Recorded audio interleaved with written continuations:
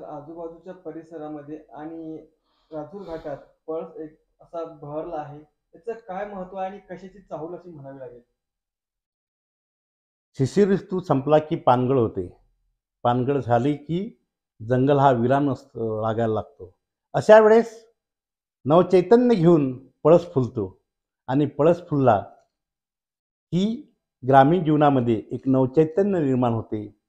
होळीची चाहूल लागते, भगुऱ्या हाताची चाहूल लागते. ती चाहूल लागली म्हणजे त्याच्या जीवनात नवचैतन्य होते. याच्यासोबत पळसाचं जे महत्त्व आहे, त्याचं जे औषधी गुणधर्म आहेत ते खूप महत्त्वाचे आहेत. पोटाचा आजार असो का त्वचेचा आजार असो, हे बरे करण्याची ताकद त्या पळसामध्ये आहेत.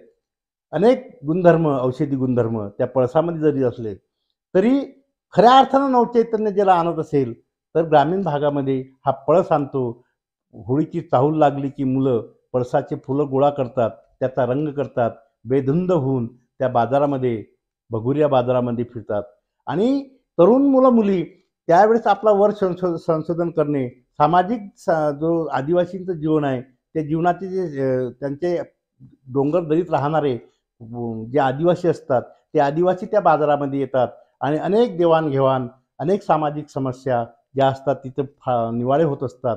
असा हा बाजार हा एक सामाजिक बाजार असला तरी ती मुलगी जी आहे, कधी न नटणारी, थटणारी, परंतु पळस फुलला की ती कशी नटते, थटते ते मी या कवितेत मांडलेलं आहे.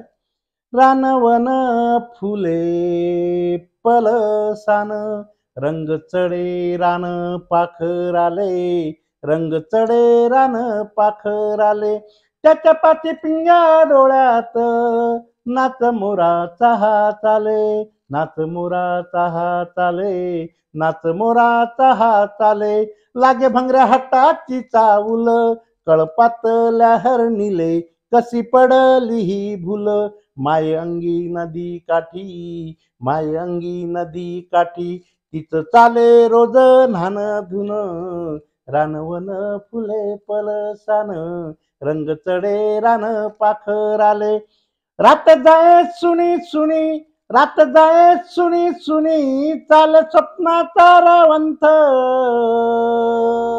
वाघिणीच्या गळ्याले फुटे कोकिळेचा कंठ, अमृताचे थेंब पडे, अमृताचे थेंब पडे, नागिणीच्या दातातून, रानवन फुले पलसान, रंग चढे रान पाखराले, फुले उधळून देता काटे दूर दूर सरे, फुले उधळून देता काटे दूर दूर सरे, वेदनेच्या जगराले फुटे चैतन्याचे झरे, फुटे चैतन्याचे झरे, नवतीचे कोंब फुटे सायडीच्या पंखातून, रानवन फुले पळसान, रंग चढे रान पाखराले, त्याच्या पाची पिंग्या डोळ्यात, नाच मोराचा हा चाले, नाच मोराचा हा चाले.